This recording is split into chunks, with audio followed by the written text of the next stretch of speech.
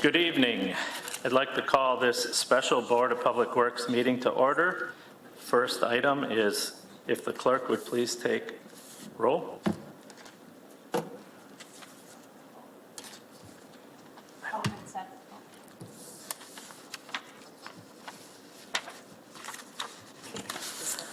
Alderman Seb. Here. Alderman Hammond. Here. Alderman Lewis. Here. Alderman Tom Grotti. Here. Alderman Ted Grotti. Here. Alderman Rapella. Here. Alderman Nichols. Here. Alderman Eisenach. Here. Alder present. Thank you, clerk. First item that we have on our agenda would be public comments on any matter listed on the agenda. If anybody would like to speak about what we're going to be discussing tonight, you can step up to the podium and turn on the mic. Leave your name and address. We have a full gallery and no one wants to speak. That's okay. So seeing none then, I guess we'll move on to business then. And then we have our discussion and action item. And the first item is to, well, at this point, discuss the Elijah D. Smith Public Library project. Oh, we do have minutes? We don't have no minutes, guys. It's for the next meeting. So, as I was saying, I think Laura will be here in a little bit, but we'll turn it over to Brian, our library director, and he can start us off with filling in the updates and why we are here today. Okay. So a lot of this is going to be a rehash of conversations that we've already had, but with some clarification of how we got to this point. Okay. There we go. So, one of the questions that's typically asked when we look at doing the renovation is just the first and obvious question of whether the library and its services are still relevant to the community. So as we look at our 2023 numbers, we see that our information services have seen actually the best year on record, with a 61% growth in our inquiries that are either called in or brought to the desk. Program attendance, and again, this programming and attendance to the library itself are big drivers for this process. We had a 21% jump in programming for last year. And as you see by the numbers, that basically comes down to each person in the community coming to at least one program. Obviously, it's an average, so it's not actually every person in the city, but again, we're seeing constant increases. Probably the biggest driver is lack of space to do programming or to host programs, like the organizational programs we host at the library. So we have 3 meeting spaces available in the library. We have 2 conference rooms available in the library. And in those 5 spaces, we had over 2,300 bookings last year. So when you consider how many hours the library's open, you can see that's quite a bit. A big piece, as we look further on at the designs, a big piece of this is creating community gathering space in the library. And then we had over 100,000 people in the library. That's not a record, but it's certainly showing increased growth for the last, going back to the pre-COVID years. So again, it's sustained growth. People are finding us. On the sheets I handed out, you can see we did over 1,000 library cards last year as well. So since I handed out the sheets, I'm just going to go past, come on, past this slide here, but it basically gives a synopsis of all of the different things that we've been up to in the library. And then another big piece of this is the success that we've seen with the SmithWorks Makerspace since it's opened. So it's been open about 20 months at this point. In those 20 months, we've had over 6,000 users come in to use the space. That average is about 16 people a day, over 22 people a day during the summer when We have our middle of the afternoon hours. We've had thousands of projects done. We've run our 3D printers for thousands and thousands of hours. Basically what it comes down to is this site or this space was created as a proof of concept for designing a learning and creation lab in a public library to see is there actually an appetite for this in the city of Menasha? And we have certainly seen that that is the case. If you visited the space, it is probably in the worst position or worst place in the library. It's on the lower level in the very far back of the library. But that was the space that we had at the time. We wanted to see if this was really a viable thing for the library to do. And I certainly believe it is. Our board believes that it is. So to this point, I've had questions posed to me of why the process is so rushed. And the reality is the entirety of the process really has not been rushed. Back in 2018, the library did a strategic plan. That strategic plan identified facility planning as one of the things that needed to be done by the library. The leadership team in 2019 started looking at best practices in libraries all over the country. They took a field trip to South Carolina to visit some of those libraries that were doing cutting edge programming in their library and worked with the Margaret Sullivan Studios and the Aspen Institute, again, to kind of build out what is going on in libraries, what is the future of libraries in the community. And then in 2021, we brought forth the request for proposals to bring in a community engagement team and do preliminary design. That moved to 2022 when EUA came in to do that community engagement. We had over 400 residents attend 12 different meetings that were either hosted live. We had 2 virtual meetings during that time.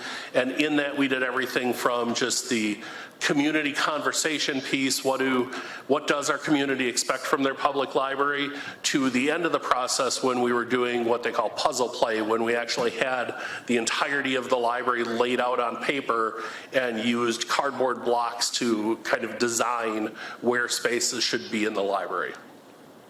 And then in 2023, we've got our final preliminary report, or I'm sorry, our final report from EUA and our preliminary design.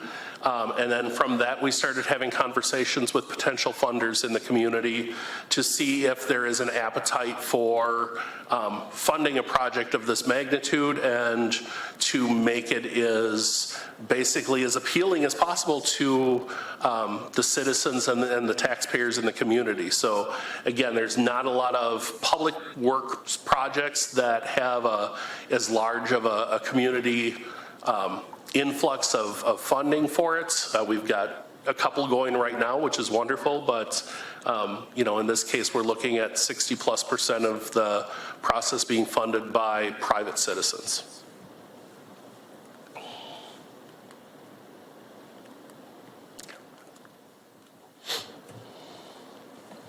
So in the renovation, what we're trying to do is create a more efficient staffing model. Again, we know that we can't create lots and lots of programming and expect to come to you every year and say, hey guys, we need more money, we're doing more stuff.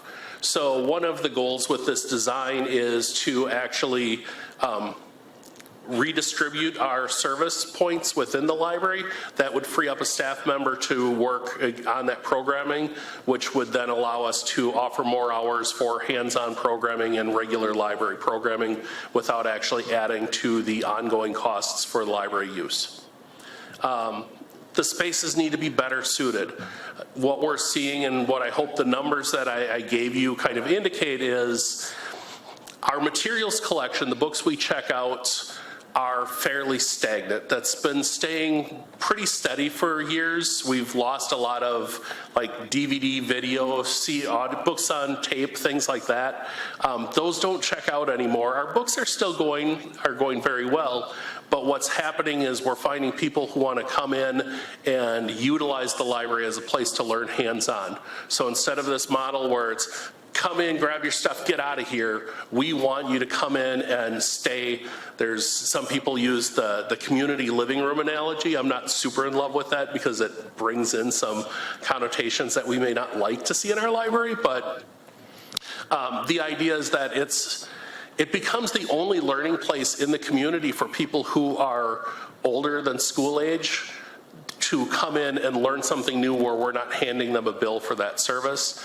And then it certainly creates another path for our kids to come in and really start looking at the things that their personal interests are in. When they go to school, their curriculum is decided for them. When they come to us, they can pick and choose, and in that learning model, regardless of what it is that they're expressly focused on, whether it be video, making TikTok videos or writing or painting, there's other skills that they're going to learn: critical thinking, creative thinking, teamwork, entrepreneurship, all those things that are important to having a viable or, a community that's growing in the future. We want to create zones within the library. So again, I've talked about this before, but the idea that the library is a quiet place is pretty much gone.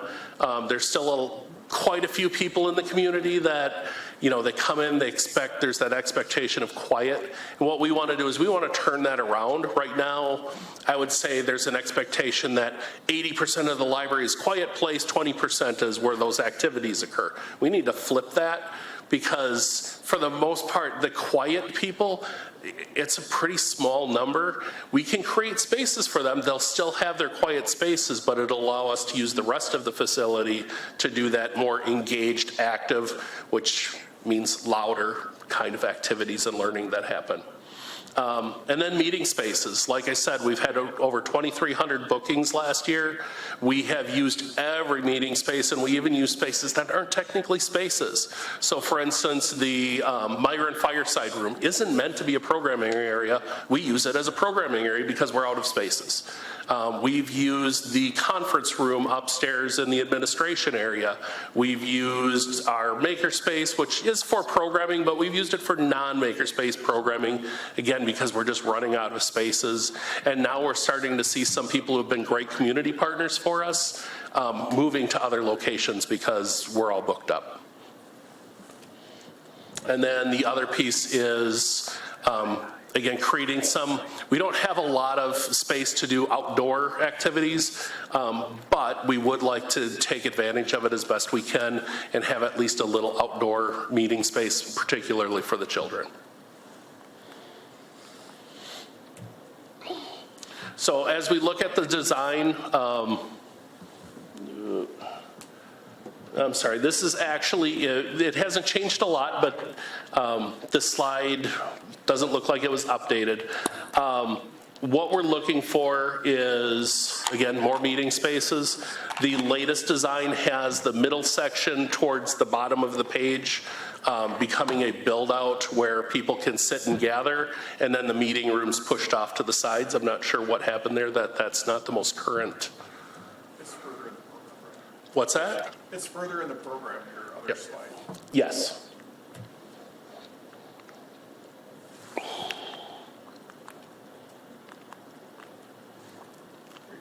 All right, so as we look at the 3D rendering, then you can see, looking down the center of the library, and again, these are still preliminary designs, they're not finalized yet, but we have a pretty much an avenue down the middle of the library is for gathering for people to come in and kind of peruse and ease into the library, so to speak. At the end of that space, there is a sitting area that looks out onto Racine Street. Allows people to gather, read, do things in that space. And then flanking that are the meeting areas with the makerspace off to the left, a couple of smaller meeting spaces next to that. And there's actually another piece, a potential recording area on the right-hand side. That's one of the things that'll likely change because it should really be joined up with the rest of the makerspace.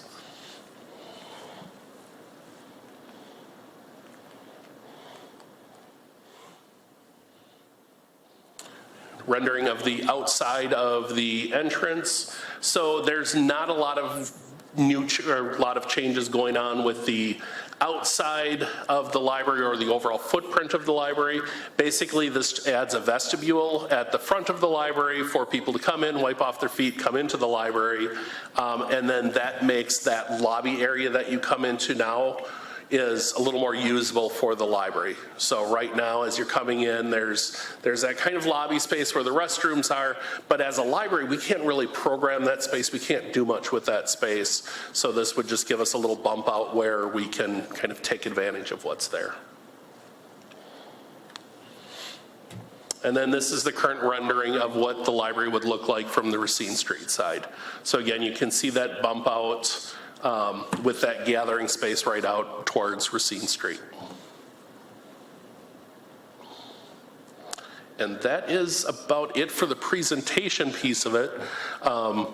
Where we're at right now with the process is we've got the RFP that is ready to be put out to bring in proposals for a construction manager that would oversee the construction process and then work with our architects on final designs, cost estimates, and actually doing all of the logistics of bringing in the electricians, plumbers, all the subcontractors that would be utilized in the process. We are completing our donor packages for going out to the public to bring in funds for the project. We expect that will probably kick off in early April. And if everything stays on the current timeline, we would like to actually begin construction in early June and be back in the library sometime in early 2025.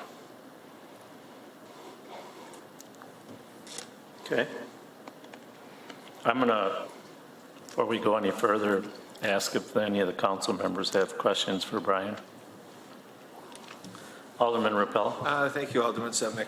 Brian, you talked about the increase in library visits and services provided. That whole sheet was really well planned out. Are you seeing any parking issues since our parking lot really can't be expanded? Parking is an issue.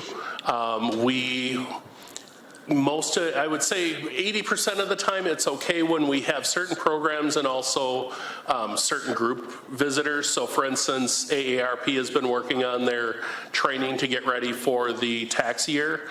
And when the AARP folks are there, the parking lot is full, and even to the point where even finding street parking becomes difficult. So it is something that we are aware of, and I think that's a discussion that we probably will want to go in depth on a little bit more. I would say one of the big things we could do to help correct that, as much as I haven't been a fan of it from a community building standpoint, is we probably need to designate that the library parking lot is for library users. Right now we do have a number of different groups that are parking in the library parking lot that are taking up the spaces that really should be for patrons. Oh, okay. Yeah, well, great. I just didn't know who else would be parking in the library if they weren't going to the library. The when they have the postal training, there's people that park from there. Okay, understood. Okay, I did not figure that out because they got a big enough parking lot themselves, but okay. The Smithworks, I know you've taken me down there and I've looked at it a bunch of times. Is this, and I know that that is something near and dear to your heart, is that something that could be, does the Boys and Girls Club have anything like that at all that they could use? Obviously, those kids would like that opportunities as well, but they have to come over to the library for that. They don't have their own Smithworks or... They have what they consider a makerspace. In that makerspace, they have a couple of 3D printers. They don't have nearly the same equipment, art, and supplies available that we do. And then I guess the one thing that I have pointed out to people or have talked about is our space as a public library is open to anyone in the public. And the Boys and Girls Club, there's no question that they are open to helping kids out. But if I walk in there as an adult and say, I want to use the makerspace, that's not going to fly. So we differentiate that. But I will say we've had quite a bit of luck working with the Boys and Girls Club and have had them come over and visit. We've had park and rec groups come in and visit with us. So we certainly are open to using that space. Frankly, it's there. We want to use it as much as we possibly can, whether it's Boys and Girls Club, school district, park and rec, anyone who wants to come in, we'll roll out the carpet for you. Well, the one last question for you, Brian. Books, you said the book usage is kind of down. How are you creating space to move those books out, or what are you doing to, create space in the library with the books? Are they going in the basement, or where are they going? So actually, the book usage is up a little bit. Our overall circulation is down, but the book usage it's not up a lot, but it is up a little. I think it was 0.2% last year. So what we're actually seeing is the DVD and the audiobook usage, they're crashing fast. So we look at the numbers and look at what our return on investment is as a library. So obviously with the there's less use of the DVDs, so we don't buy as many DVDs. We don't put as much of our budget into that. At the same time, we try to be cognizant of our community to make sure that the people who use the library and who need the library the most are people who probably can't afford all the streaming services that are out there. So we want to make sure that we have a balance in that collection, but we can still find ways to be more cost effective. So we might not buy as many copies of the latest Marvel movie, and that is also true when we talk about shrinking our collection.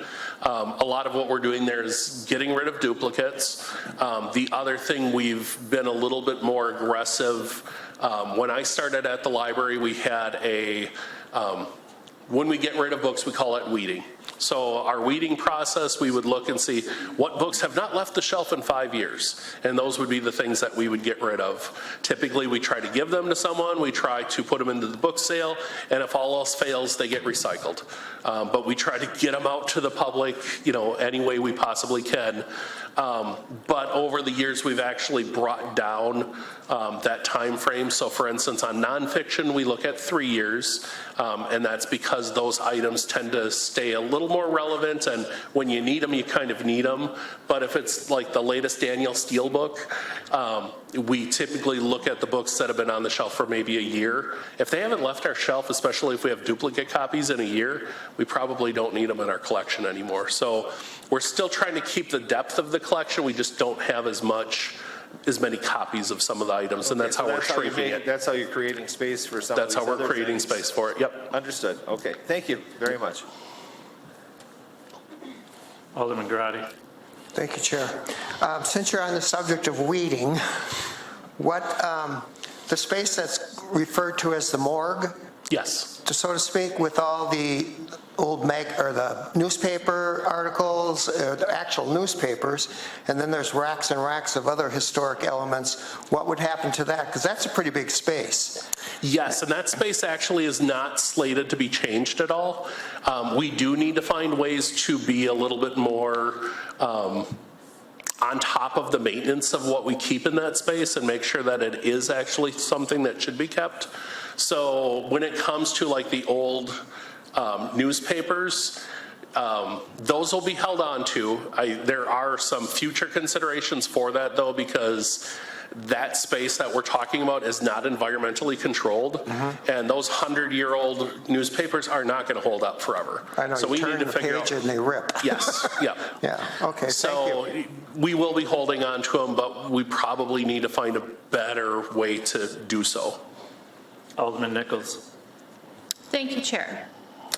Could you go back to the slide with the latest rendition? Maybe? That end.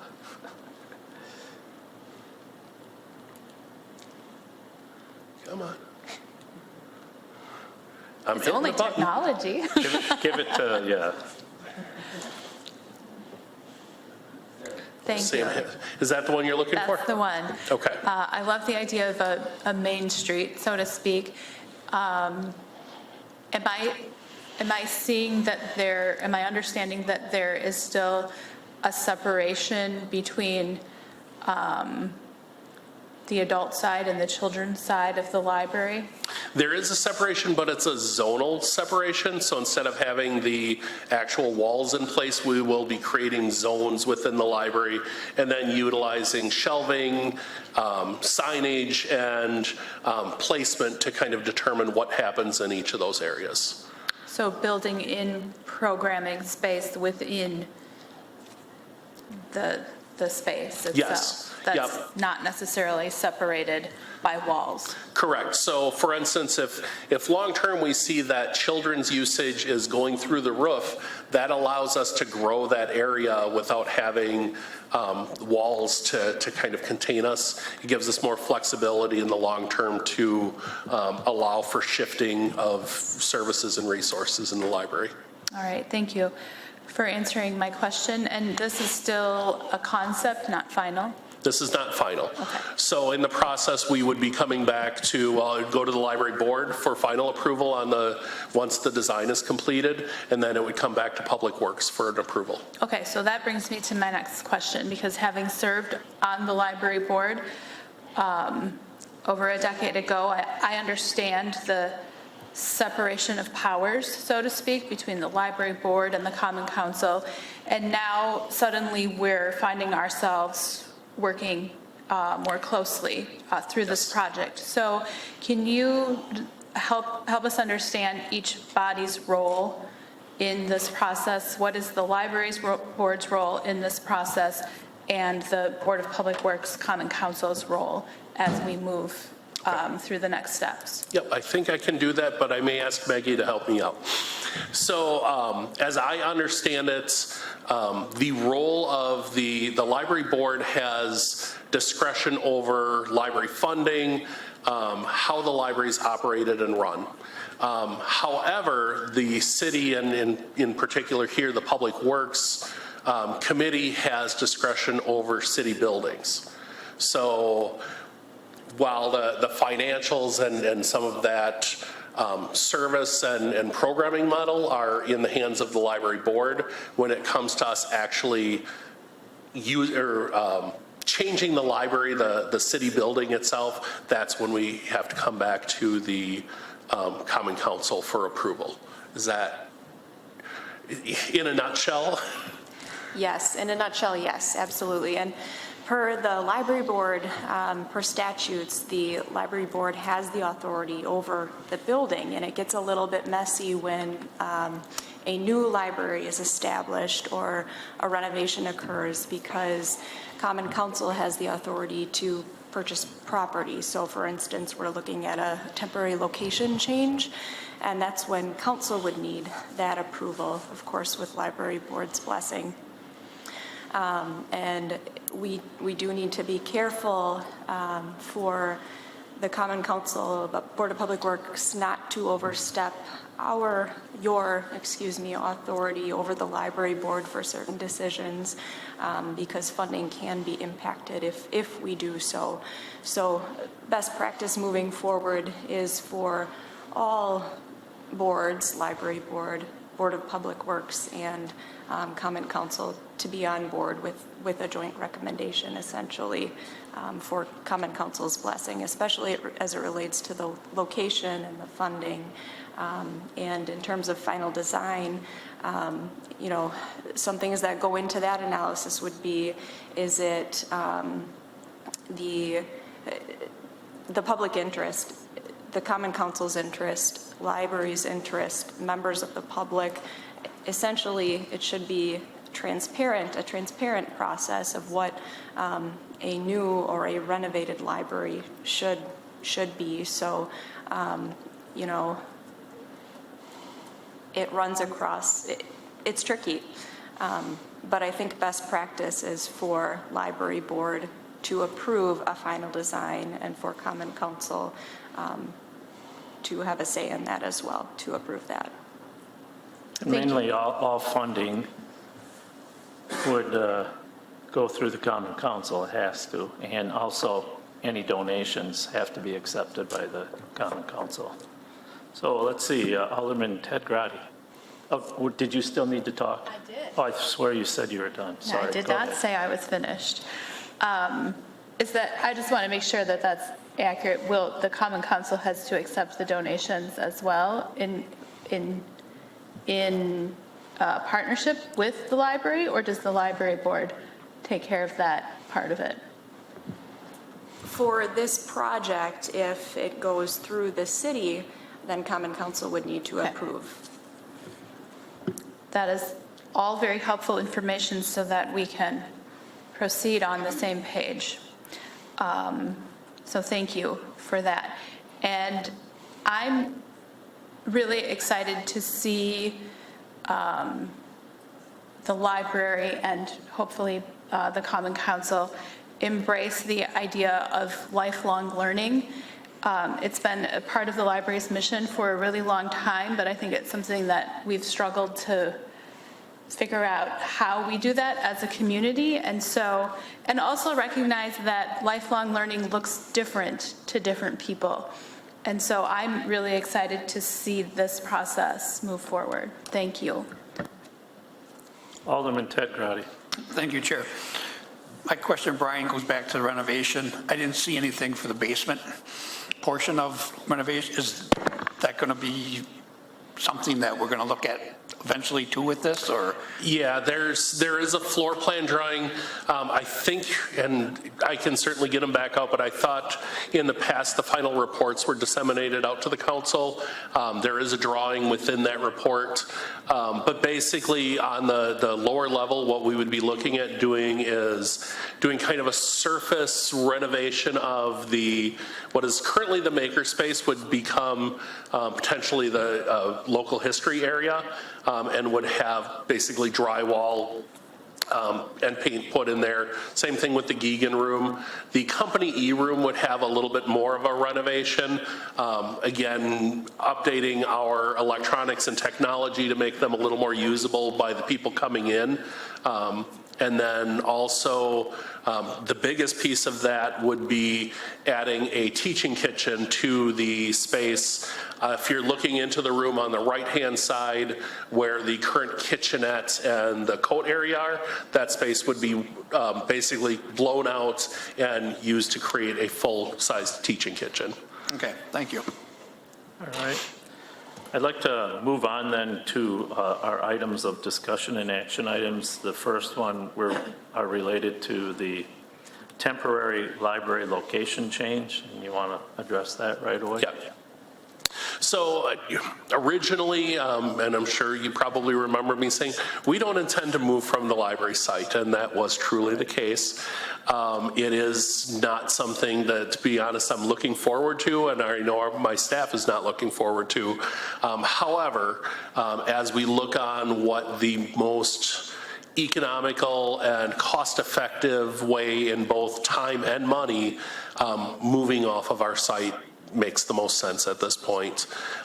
We would be looking at potentially adding 6 more months to the process, because if we were to continually shift our operations around where the construction is happening, that means we would be bringing back all those contractors back in repeatedly to run wire, to do plumbing, to do HVAC. And then as you look at the cost breakdown that was in that final report, there's about $100,000 worth of materials that was included in there. That's just for plastic and temporary, basically creating false walls to keep the dust and things like that to a minimum. So those are all things that add to it. And the big piece is that time. We can have this process done in half the time if we move off site. And then the money that we save in that process basically gets absorbed into the process. So it doesn't actually add anything to the cost. The one thing that it will mean is that our services will be altered and we'll have to go offline or close the library while we go through that moving process. For me, it just makes so much sense, because you're spending more time focusing on keeping areas safe, areas clean, and areas mobile. So, I mean, and it makes, I would think that a bid that would come in to do the project would actually come in at a better price because they wouldn't have to deal with those issues. So what are we looking for as far as this? Are we just making is there a recommended motion for, it just kind of seems like we're doing this backwards. This should have probably been the last thing on here because we haven't accepted the other items yet. But are we looking to recommend to the Common Council that you take this step? Yes.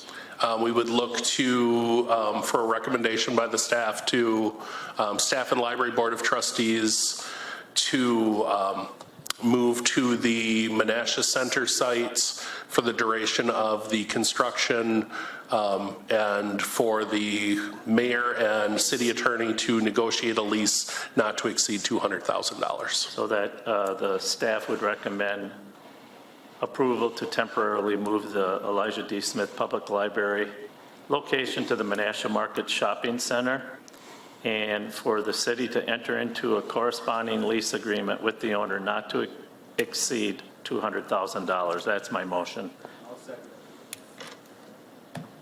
Motion's been made and seconded.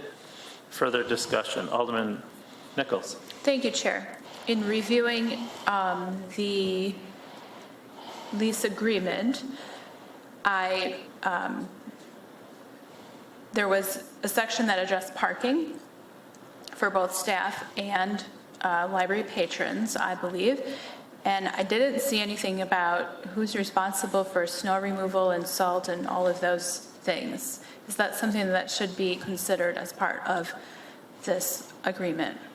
We're going to go back and re-verify that before any actual signing takes place, but my understanding is that that will be covered in the CAM, the cost of shared area maintenance in the space, and that is included in our lease. And then does our cleaning service take care of cleaning the library area while we're using that space as well? Yes, yep. Okay, thank you. So most of our services that we already have and utilities would be shifted to the new space. Obviously, we would still have to maintain the utilities at the current location, but hopefully it's a lot less since we're not actually using it for community. Thank you. Any further questions? Seeing none, we'll take a roll call. Are you able to bring that up or no? Do you still need that up, Brian? Oh, I'm sorry, no. I don't know how to get out. We can take a voice vote. I'm okay with that.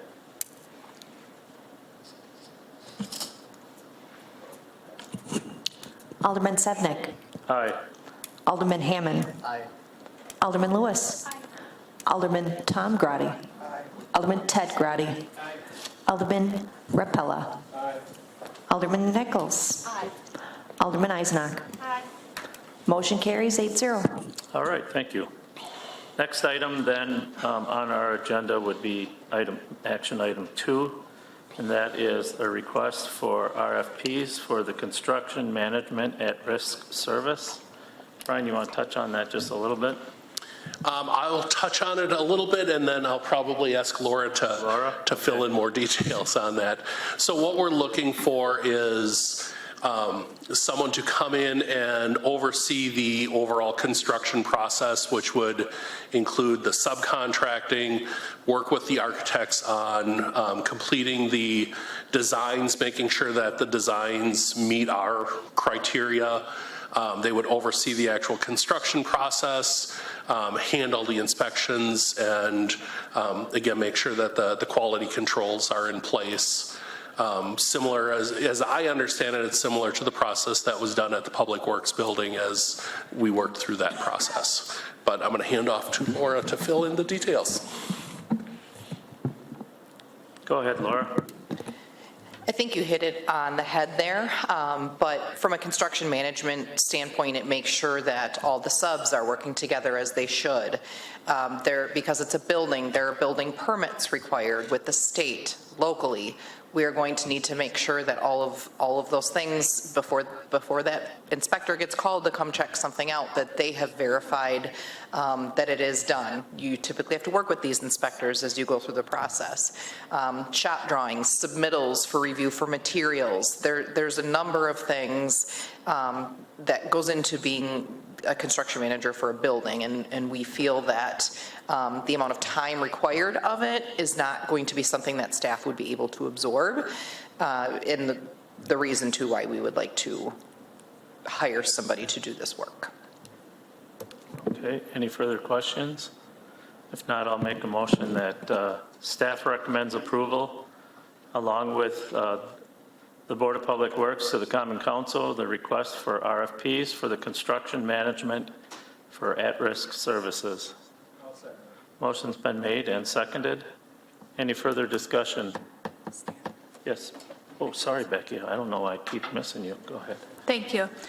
Is there a level of oversight provided by the library and city staff for that person? Yes, to an extent. So they'll have to report back to the city. We're hiring this person to keep the city's best interest in mind, right? So we will have our building staff involved with them. Presumably also library staff will have to checks and balances throughout the project. They will have to report back for payments. Every time there's a payment, they have to report back those numbers to the city. So yes, we will still have involvement with our staff and library staff. Thank you. I know we did the same thing with the water treatment facility, and that went very well because of how we managed that. Okay. Seeing there's no further questions, this time we can take electronic roll call.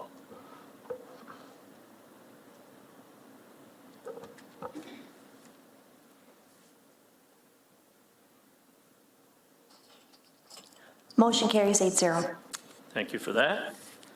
And final is the resolution R324, and that is for the capital improvement plan. Any discussion? So this resolution is amending the 2024-2025 CIP, or the capital improvement budget, to allow the city to do the funding for the Elijah D. Smith Library renovation project. And we are looking at not exceeding $3 million. The other portion is to be fundraised. I have a question for Jennifer. Now, I know that 2024, we're looking at something like 1.9 million for 24 for borrowing. How much of an increase would that be for the 24? And then I know 2025 is almost 3 times that amount that we'll be borrowing. How does that affect those numbers? And then where would we be seeking the funding? Would it be through the state trust fund? So, Yep. okay. So the city portion of the funding is looking to remain the same. We'd just be looking to borrow for it basically 1 year earlier than it is currently in the CIP. So in the next couple weeks here, I'm putting together our numbers to borrow for our 2023 projects. And you're correct, I'm thinking about the 1.9 million or so. So I'll be seeking, interest rates and stuff real soon here. For this, adding this additional 2.75 million a year earlier, I'm thinking like our first payment, depending on what kind of borrowing we do, would not even be due until 2025. For and we that, say 2.75 because we already applied 250,000 towards. Exactly, that was Okay. slated in the 2024 CIP. So we're just really, like I said, just looking to shift that up a year. At, kind of to put it in perspective, right now the state trust fund loan is at 6%. When we did our borrowing in 2022, we were like at 3.9%. So if it, say it was about 5% interest rate, this 3 million would be about a 220,000 annual payment. But again, it's already slated in the CIP, we're moving that up a year. We'll just have to be cognizant of when, obviously it comes budget time, that we've already, moved a significant amount of funds to a previous year, that doesn't look like we can, fill that, really. Obviously, I have very strong concerns about interest rates because the Fed is, the last time around, has decided not to lower interest rates. And not only that, but when we did the city garage, it was only 2.3%, which was a blessing for us. And we came under budget on that project, and we're able to do additional things like the tank wash and the cold storage unit, and we came under budget. So with that, I have concerns as we go along through this process. Depending on how the economy goes, I hope that the feds don't drag their feet too long with interest rates, because it could make this project quite costly compared to just a couple of years ago. So with that, any other further questions? Let's see, the flashing one is Randy. Alderman Rappel. Thank you very much, Alderman Sevenick. This is probably for Laura. You mentioned that consultant that the city was going to use for the library project. Is that consultant's pay going to come out of that $3 million, or is that going to be in addition to the $3 million? Laura? I'm going to defer to Brian. Oh, Brian is. Yeah, so the 3 million is the all-in cost. So any hiring we do, and in this particular case with a construction manager, that is included in the cost and had been identified in the original cost estimate that Myron had done for the community engagement piece of the process. We're hoping that it'll actually be cheaper than how it was identified at that point. Okay, and then one more thing, like I know you mentioned, probably trivial, but the maintenance of cleaning the library over at the plaza there, and the snow plowing, those type of things, we're still going to investigate, but we're not going to, that should come out of the $3 million as well if we have to start paying those to a private contractor, or how? Yeah, we'll have to discuss how we would handle snow removal if that is added. I honestly don't think it is. When Sam and I talked to the building owner, we both recollect that was something that they said that they would be handling as part of the lease. And then when it comes to the building maintenance, those are all things we have built into our library budget already, so they would just be handled through that. Okay, I just told. But we won't be adding any more to the cost of the project. Oh, anything? Okay, so $3 million is all the city. $3 million is, yep, that is the max that we want to see spent. That's because we have an ordinance that says the library board has to do those things. Okay, that's fine. Thank you very much, Brian, for your great explanations. Thank you. All right, thank you, Randy. Alderman Ted Grotti. Yeah, thank you, Chair. I think Alderman Sevenick kind of touched on this, rising costs, delays, supply chain, blah, blah, blah, or you might not get anything. Is it possible, Brian, that someday you might come back to the council and say, oh, 3 million, can we get another 100,000, 200 from the city? I mean, is that out of element, or is that, or I don't know. I want to lay it out there because I don't want to have you come back and say you do if Right. you don't. But I don't know how big of a purse these other people have to donate. Yeah. As from all of the conversations that I have had up to this point, I do not anticipate, I don't anticipate we would ask for any more money. I think what would probably would happen is we would either lean into the private funding or potentially make changes to the actual design if we felt that that was going to be the case. However, I do think The balance of, I get that the interest rates have gone up quite a bit in the last couple of years. The fact that we're actually a little bit ahead of where I anticipated we would be with the building process at this point, I'm hoping that we'll see a little less inflation than we anticipated in the cost of materials, so we should have some savings on that end as well. And the people that we've talked to are very confident that they can bring this or help the city bring this in at a price point that is appealing to all of us. I know. And also too, I mean, I had had conversations with Brian and the mayor, and obviously this is not in our CIP budget. That's why we're doing this evening. And if I didn't feel comfortable about that, I probably would not have allowed this to be placed on the agenda, and then you guys could have fought me on this. But I also feel that you can't look a gift horse in the mouth either. And I believe that the parties that are involved are very interested in seeing this project through, and sometimes it's better sooner than later, because we've seen what happened with interest rates alone. So Alderman Nichols. Thank you, Chair. I'm prepared to make a motion. Okay, sure.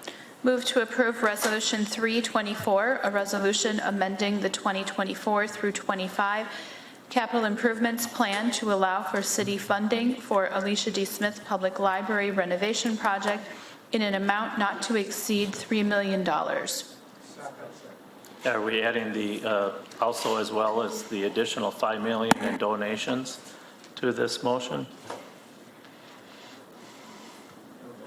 No? Okay. So it's just the resolution itself. Okay. Because it's up there, and that's why I question that. All right. Any further questions? Alderman Nichols. You need a second? Oh, I didn't, I thought I heard one. Oh, I didn't hear it, sorry. Okay. It requires a 2/3 majority, correct? That's right. Thank you.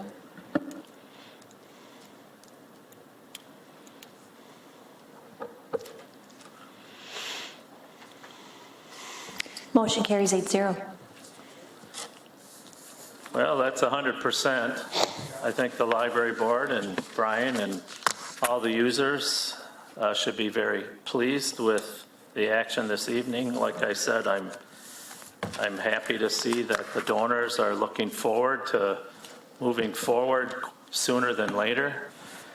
So these items are now going to be placed on the agenda, or are our agendas for the Common Council. So seeing we have no further business, I would entertain a motion to adjourn. Second. Motion's been made by Alderman Tom Grotti, second by Alderman Hammond. All those in favor say aye. Aye. Opposed? We are adjourned. Thank you.